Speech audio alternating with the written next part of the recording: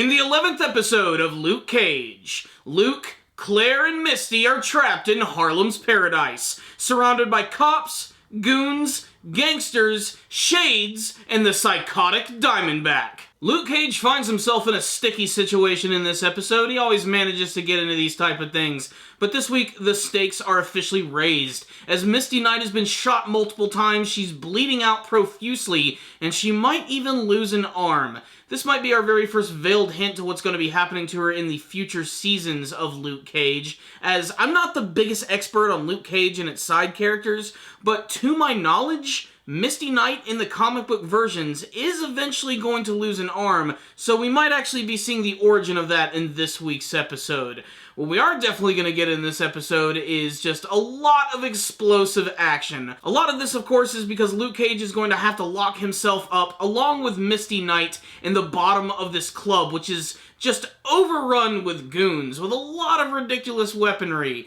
I mean, you know, Diamondback has no problem with shooting a frickin' grenade launcher at a door as long as it gets results. So, of course, the main plot of this episode of Luke Cage is that Luke is stuck in Harlem's paradise as he tries to get Misty Knight out, as well as saving Claire and making sure he doesn't get seen by the cops, because they assume that he's the one who's causing all of the destruction in this nightclub. They have no idea that Willis Stryker is behind it. And did anybody else chuckle when Shades said, "What you talking about, Willis?" Speaking of Shades, in this week's episode, I love the fact that he's like one of the few lower-level goons who will actually stand up to Diamondback. I think there's a little bit more to this character than we actually realize. He might just not be some lower-level thug who's trying to work his way to the top. He might have affiliations with someone even higher up than Diamondback. All I know is, for him to actually get up in that dude's face who's a complete and total psychopath, that's gotta take some extreme balls. And Diamondback in this episode right here was just, again, entertaining as hell. Not only is he just an amazingly charismatic character, but there's a lot of little moments in this episode that I really loved about him. One of the things is he's just so threatening.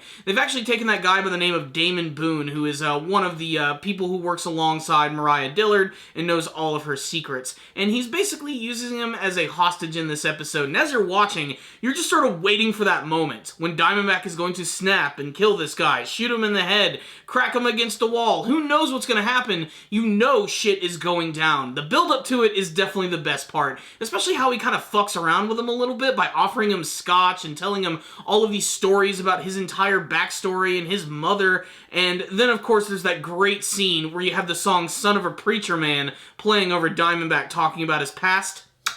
Pitch perfect. Of course, I think the real star of this episode, without a doubt, has to be Clare Temple. She was just so resourceful and awesome in this episode. Not only does she take advantage of the hostage situation by teaming up with that girl Candace, she's actually going to use her illness to go down into the bottom of this nightclub so that she can get her medication. Really, she's just there to try and find Luke Cage. She knows that he's on the other side of some sort of brick wall, and all she has to do is just find the right spot, and he's gonna punch his way right through, and that's exactly what he does. When he finally reunites with Claire, she's able to help out Misty Knight because she's such a frigging awesome nurse, and you'd expect there to be a lot of tension between Misty Knight and Claire, kind of the fact that they both had like sort of a relationship with Luke Cage, but it's not really there at all. In fact, they actually kind of come across as like really good friends and have a lot of mutual respect for each other. So much so that they're actually able to team up and kick Shade's ass. It's also just impossible to not like Rosario Dawson. It's also a tense situation outside of Harlem Paradise with all the cops who have the place completely surrounded.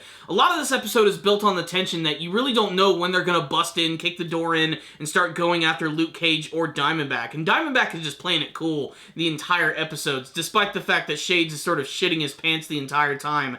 Not to mention, the cops have access to that weaponry which was created from the Judas bullet, so this makes this situation even more dangerous for Luke, as he can't go too crazy, otherwise he'll risk getting shot and potentially having to go through an acid bath surgery again, and I'm sure he doesn't want to have to do that. He reluctantly has to save Candace at the end of the episode when she's used as a hostage by Diamondback, but this actually ends up working in his favor. When the cops come in, he can just put his hands up, and unfortunately he is arrested, but thank God he is not shot. I thought he was going to get riddled with bullets, and that was going to completely weaken him for the rest of the episode. But Luke Cage has been captured, Misty Knight is safe, Claire has to leave, and Diamondback manages to slip out the door after killing Damon Boone with one of his super-powered gloves. He just punches him right in the chest and just boom, the guy is gone. All of the weaponry that Diamondback has access to is really crazy, and like I said in my previous episode, I have a feeling he's going to end up using all of this stuff against Luke Cage, and that's going to sort of put them on even terms, so to speak. So what's the rundown on this episode of Luke Cage, Son of a Preacher Man? This was a good episode. I think the biggest accomplishment is that this was an hour episode which took place pretty much in one location, and it was always interesting the entire time. We have a nightclub, and we have outside the nightclub. That's about it. And it really worked for this episode, too. It built a lot of tension considering how close all of the characters really were to another. Diamondback is still insane. He claims that he has like a plan for everything, but really I think he's just sort of going with the flow of things. Like, I think he knew there was a big possibility that he was going to end up getting screwed over by the cops, but because since he's such a psychopathic bastard, he was just sort of going with the flow and having a lot of fun. Like I said, the confrontations with him and Shades in this episode are definitely going to leave you at the edge of your seat, especially at the end of the episode when Shades confronts Misty and has to fight both her and Clare Temple in this ridiculous fight scene where they end up just knocking his ass out with a freaking fire extinguisher. It's exciting stuff, and like I said, just getting to see these two characters team up was honestly really awesome. They could have taken it in a really stereotypical way where they both resent and hate each other, but no, they were actually working really well together, and that definitely made that one of the best things about this episode. That and the fact that Luke Cage is just still badass, busting through walls and saving people and just looking awesome while he does it. But just as Claire says, he still manages to be incredibly corny. Honestly though, I think that's one of my favorite things about his character. He stands out when you look at all these other gangster-esque characters, especially Diamondback. Really though, that's all I have to say about this episode right here. I really enjoyed it, especially all of the tense moments, which was pretty much the entire episode right here. And I like that the cops are getting involved in the story, and they all seem just as interesting as some of the main characters. I kind of wish we'd had more time to spend with the inspector, who's closely connected to Misty Knight, but we're not there quite yet. I also loved that little subtle hint they had to Frank Castle in this episode, otherwise known as the Punisher. They're afraid that if these weapons get on the streets, what could the Punisher do with some Chitauri bullets?